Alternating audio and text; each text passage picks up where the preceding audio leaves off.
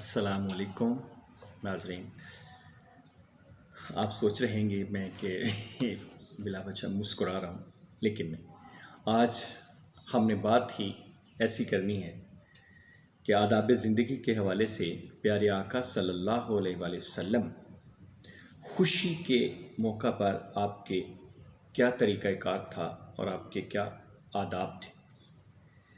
تو آج ہم خوشی کے موقع پر ہمارے جو بھی عمل ہونا چاہیے، جو بھی طریقہ ہونا چاہیے، اس پر بات کریں گے۔ جب انسان کو خوشی ملتی ہے تو اس کو ضرور سیلیبریٹ کریں۔ خوشی انسان کا ایک طبعی تقاضا اور فطری ضرورت ہے، لیکن دین جو ہے ہرگز اس چیز کو پسند نہیں کرتا کہ آپ مصنوعی وقار، غیر مطلوب سنجیدگی، ہر وقت کی مردہ دلی اور افسردگی سے اپنے کردار کی کشش کو ختم کر دیں۔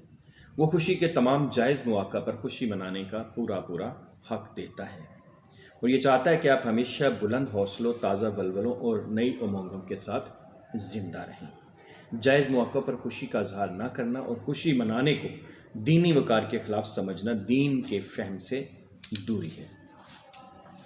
آپ کو کسی دینی فریضے کو انجام دینے کی توفیق نصیب ہو، مثلا اللہ تعالیٰ نے آپ کو توفیق دی ہے کہ آپ حج یا عمرہ کر کے واپس آئے ہیں، تو اس موقع پر اس خوشی میں اپنے مختلف رشتہ داروں کو، مختلف اپنے آبا کو، محلے دار جو غریب ہیں خاص طور پر، ان کو بھی اس خوشی میں شریک کریں اور ان کو کھانے کی دعوت دیں تاکہ وہ بھی آپ کی خوشیوں میں شریک ہو سکیں۔ پھر کسی عزیز کی صحت یا خیریت کی خبر ملے تو اس کی خوشی بھی منائیں اور اس کو اس کی مبارکباد بھی دیں اور نیک اور اچھے خیالات اس کو پہنچائیں۔ اور اگر مہمان کہیں دور سے آتا ہے آپ کے پاس تو اس کو مسکراتے ہوئے چہرے کے ساتھ خوش آمدید کہیں، اور اس کو ایسے لگے کہ جیسے ہی میں آیا ہوں تو ان کو کتنی خوشی ہوئی ہے۔ حضرت کعب بن مالک رضی اللہ تعالی عنہ فرماتے ہیں کہ جب اللہ تعالیٰ نے میری توبہ قبول فرمائی اور مجھے خوشخبری ملی تو میں نبی اکرم صلی اللہ علیہ وآلہ وسلم کی خدمت میں پہنچا اور میں نے جا کر سلام کیا۔ اس وقت نبی اکرم صلی اللہ علیہ وسلم کا چہرہ خوشی سے جگمگا رہا تھا، اور نبی اکرم صلی اللہ علیہ وسلم کو جب بھی کوئی خوشی حاصل ہوتی تو آپ کا چہرہ اس طرح چمکتا جیسے چاند کا ٹکڑا ہو۔ سبحان اللہ، سبحان اللہ۔ اور ہم آپ کے چہرے کی رونق اور چمک سے سمجھ جاتے کہ آپ اس وقت انتہائی خوش ہیں۔ تہوار کے موقع پر بھی اہتمام کے ساتھ خوب خوشی منائیے اور طبیعت کو آزاد کر دیجیے۔ نبی اکرم صلی اللہ علیہ وسلم جب مدینے تشریف لائے تو فرمایا تم سال میں 2 دن خوشیاں منایا کرتے تھے، اب اللہ نے تم کو ان سے بہتر 2 دن عطا فرمائے، یعنی عید الفطر اور عید الاضحیٰ۔ لہذا سال کے ان 2 اسلامی تہواروں میں خوشی اور مسرت کا پورا مظاہرہ کیجیے اور مل جل کر ذرا کھلی طبیعت سے کچھ تفریحی مشاغل فطری انداز میں اختیار کیجیے۔ اسی لیے ان دونوں تہواروں میں روزہ رکھنے کی ممانعت ہے۔ نبی اکرم صلی اللہ علیہ وسلم کا ارشاد ہے، یہ ایام کھانے پینے، باہم خوشی کا لطف اٹھانے اور اللہ کو یاد کرنے کے ہیں۔ عید کے دن صفائی ستھرائی اور نہانے دھونے کا اہتمام کیجیے، حیثیت کے مطابق اچھے سے اچھا لباس پہنیے، خوشبو لگائیے، عمدہ کھانے کھائیے اور بچوں کو موقع دیجیے کہ وہ جائز قسم کی تفریح اور کھیلوں سے جی بہلائیں اور کھل کر خوشی منائیں۔ حضرت عائشہ صدیقہ رضی اللہ تعالی عنہ کا بیان ہے کہ عید کا دن تھا، کچھ لونڈیاں بیٹھی وہ اشعار گا رہی تھیں جو جنگ بعاث سے متعلق انصار نے کہے تھے کہ اسی دوران حضرت ابو بکر رضی اللہ تعالی عنہ سے تشریف لے آئے۔ بولے نبی اکرم صلی اللہ علیہ وسلم کے گھر میں یہ گانا بجانا؟ نبی صلی اللہ علیہ وسلم فرمایا ابو بکر رہنے دو، ہر قوم کے لیے تہوار کا ایک دن ہے اور آج ہماری عید کا دن ہے۔ ایک بار عید کے دن کچھ حبشی بازیگر فوجی کرتب دکھا رہے تھے، آپ نے یہ کرتب خود بھی دیکھے اور حضرت عائشہ رضی اللہ تعالیٰ عنہ کو بھی اپنی آڑ میں لے کر دکھائے۔ آپ ان بازیگروں کو شاباش بھی دیتے جاتے تھے۔ جب حضرت عائشہ دیکھتے دیکھتے تھک گئیں تو آپ نے فرمایا اب جاؤ۔ خوشی منانے میں اسلامی ذوق اور اسلامی ہدایات و آداب کا ضرور خیال رکھیے۔ جب آپ کو کوئی خوشی حاصل ہو تو خوشی دینے والے کا شکریہ ادا کیجیے، اس کے حضور سجدہ شکر بجا لائیے۔ خوشی کے ہیجان میں کوئی ایسا عمل یا رویہ اختیار نہ کیجیے جو اسلامی مزاج سے میل نہ کھاتا ہو اور اسلامی آداب و ہدایت کے خلاف ہو۔ مسرت کا اظہار ضرور کیجیے لیکن اعتدال کا بہرحال خیال رکھیے۔ مسرت کے اظہار میں اس قدر آگے نہ بڑھیے کہ فخر و غرور کا اظہار ہونے لگے اور نیاز مندی، بندگی اور عاجزی کے جذبات دبنے لگیں۔ قرآن میں ہے، اور ان نعمتوں کو پا کر اترانے نہ لگو جو اللہ نے تمہیں دی ہیں، خدا اترانے والے اور بڑائی جتانے والے کو ناپسند کرتا ہے۔ اسی طرح اب جب یہ سب خوشیوں کی بات ہو رہی ہے تو ہمارے لیے اور بلکہ پوری کائنات کے لیے اس سے بڑا خوشی کا اور کون سا دن ہوگا جب اللہ تعالیٰ نے ہمیں ہزارہا نعمتیں دی کہ ہم ان کا شمار بھی نہیں کر سکتے۔ اللہ رب العزت خود قرآن پاک میں فرماتے ہیں فَبِأَيِّ آلَاءِ رَبِّكُمَا تُكَذِّبَانِ، اور تم دونوں اپنے رب کی کون کون سی نعمت کو جھٹلاؤ گے۔ تو اللہ تعالیٰ نے اتنی نعمتیں عطا فرمائی، لیکن ایک نعمت ایسی عطا فرمائی جو ان سب نعمتوں کی جان ہے، اور یہ سب نعمتیں اسی کی وجہ سے عطا ہوئی۔ میری مراد حضور سرور کائنات، سرور دل براں، پوری کائنات کی جان حضرت محمد مصطفیٰ صلی اللہ علیہ وآلہ وسلم جب اس دنیا میں تشریف لائے، یعنی آپ کی ولادت باسعادت ہوئی، تو اس سے بڑھ کر خوشی تو کائنات میں کوئی نہیں۔ اس خوشی کو اچھی طریقے سے سیلیبریٹ کریں، اپنے گھر کو سجائیں، اپنے بچوں کو اور خود نئے کپڑے پہنیں، خوشبو لگائیں اور محفل میلاد کا اہتمام کریں، پیارے آقا صلی اللہ علیہ وسلم کا میلاد نامہ پڑھیں، آپ کی نعتیں گنگنائیں اور آپ کی نعتیں پڑھیں بھی اور دوسروں سے پڑھوائیں بھی، اور جہاں تک ہو سکے کوئی بھی محفل میلاد ہو اس میں شریک بھی ہوں، کیونکہ یہ سب خوشیوں کی جان ہے کہ اگر یہ خوشی ہمیں نہ ملتی تو کوئی بھی خوشی ہمیں نہیں مل سکتی تھی۔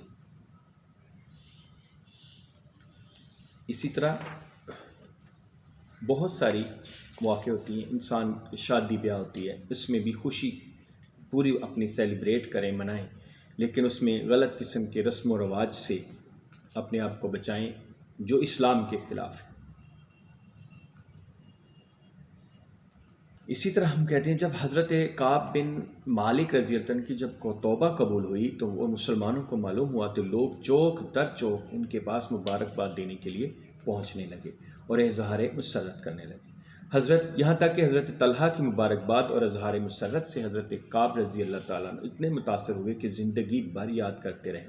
حضرت کعب نے جب بڑھاپے کے زمانے میں اپنے بیٹے عبداللہ کو اپنی آزمائش اور توبہ کا واقعہ سنایا تو خصوصیت کے ساتھ طلحہ کے اظہار مسرت کا ذکر کیا اور فرمایا میں طلحہ کی مبارکباد کو کبھی نہیں بھول سکتا۔ خود نبی اکرم صلی اللہ علیہ وسلم نے بھی حضرت کعب کو قبولیت توبہ کی خوشخبری سنائی اور انتہائی خوشی کا اظہار کرتے فرمایا کعب یہ تمہاری زندگی کا سب سے زیادہ خوشی کا دن ہے۔ کسی کی شادی ہو یا کسی کے ہاں بچہ پیدا ہو، اس طرح کی کوئی اور خوشی حاصل ہو تو خوشی میں شرکت کیجیے اور مبارکباد دیجیے۔ حضرت ابو ہریرہ رضی اللہ تعالیٰ فرماتے ہیں کہ نبی اکرم صلی اللہ علیہ وسلم جب کسی کے نکاح کو پر اس کی مبارکباد دیتے تو یوں فرماتے خدا تمہیں خوشحال رکھے اور تم دونوں پر برکتیں نازل فرمائے اور خیر و خوبی کے ساتھ تم دونوں کا نباہ کرے۔ ایک بار حضرت امام حسین رضی اللہ تعالیٰ عنہ نے کسی بچے کو پیدائش کے مبارکباد دینے کا طریقہ سکھاتے ہوئے فرمایا کہ یوں کہا کرو الہی تمہیں اپنے اس عطیے میں خیر و برکت دے، اپنی شکر گزاری کی تمہیں توفیق بخشے، بچے کو جوانی کی بہاریں دکھائے اور اس کو تمہارا فرمان بردار بنائے۔ جب آپ کا کوئی عزیز یا شناسہ کسی دور دراز سفر سے آئے تو اس کا استقبال کیجیے، اس کی خیر و عافیت واپس آنے اور اپنے مقصد میں کامیاب ہونے پر اظہار مسرت کیجیے، اور اگر وہ اپنی بخیر واپسی پر خوشی کی کوئی تقریب منائے تو اس میں شرکت کیجیے، اور جب آپ کسی سے بعافیت وطن پہنچیں اور اس میں خوشی کو تقریب منائیں تو اس مسرت میں لوگوں کو بھی شریک کریں۔ اسی طرح جب آپ مکہ سے ہجرت کر کے مدینہ پاک پہنچے اور جنوب کی جانب سے شہر میں داخل ہونے لگے تو مسلمان مرد، عورتیں، بچے اور بچیاں سب ہی آپ کا خیر مقدم کرنے کے لیے نکل آئے تھے، اور انصار کی بچیاں خوشی میں یہ گیت گا رہی تھیں اور ساتھ دف بھی بجا رہی تھیں۔ طلع البدر علينا من ثنيات الوداع وجب الشكر علينا ما دعا لله داعا أيها المبعوث فينا جئت بالأمر المطاع۔ یہ وہ جگہ تھی جہاں پہ انصار اپنے مہمانوں کا استقبال بھی کرتے تھے اور ان کو رخصت بھی کرنے کے لیے آیا کرتے تھے۔ آج ہم پر 14ویں کا چاند طلوع ہوا، ثنیات الوداع سے ہم پر شکر واجب ہے اس دعوت و تعلیم کا جو داعی صلی اللہ علیہ وسلم نے ہمیں اللہ کی طرف سے دی۔ اے ہمارے درمیان بھیجے جانے والے رسول صلی اللہ علیہ وآلہ وسلم، آپ ایسا دین لائے ہیں جس کی ہم اطاعت کریں گے۔ ایک بار نبی اکرم صلی اللہ علیہ وسلم کسی سفر سے مدینہ پہنچے تو اپنے اونٹ یا گائے کو ذبح کر کے لوگوں کو دعوت فرمائی، شادی بیاہ کے موقع پر خوشی منائی اور اسی خوشی میں اپنے رشتہ داروں اور دوستوں کو بھی شریک کیجیے۔ اور نبی اکرم صلی اللہ علیہ وسلم نے کچھ اچھے گیت گانے اور دف بجانے کی بھی اجازت دی ہے۔ حضرت عائشہ رضی اللہ تعالی عنہا اپنے رشتے کی ایک خاتون کا کسی انصاری سے نکاح کیا۔ جب اس کو رخصت کیا تو نبی اکرم صلی اللہ علیہ وسلم نے فرمایا، لوگوں نے ان کے ساتھ کوئی لونڈی کیوں نہیں بھیج دی جو دف بجاتی اور کچھ گیت بھی گاتی۔ سبحان اللہ۔ دیکھیں اسلام کتنا وسیع دین ہے۔ حدود شریعت کے اندر رہ کر آپ جائز خوشی منا سکتے ہیں۔ یہاں سے ہمیں میوزک کی بھی اجازت ملتی ہے، لیکن ایسا میوزک جس میں تعیش نہ ہو، جس میں ہوس نہ ہو، ایسی چیز نہیں۔ حضرت ربیع بنت مسعود کا جب نکاح ہوا تو ان کے پاس چند لڑکیاں بیٹھی دف بجا رہی تھیں اور اپنے ان بزرگوں کی تعریف میں کچھ اشعار گا رہی تھیں جو جنگ بدر میں شہید ہوئے تھے۔ ایک لڑکی نے ایک مصرع گایا، ہمارے درمیان ایک ایسا نبی صلی اللہ علیہ وسلم ہے جو کل ہونے والی بات کو جانتا ہے۔ آپ صلی اللہ علیہ وسلم نے سنا تو فرمایا، اس کو چھوڑ دو اور وہی گاؤ جو پہلے گا رہی تھی۔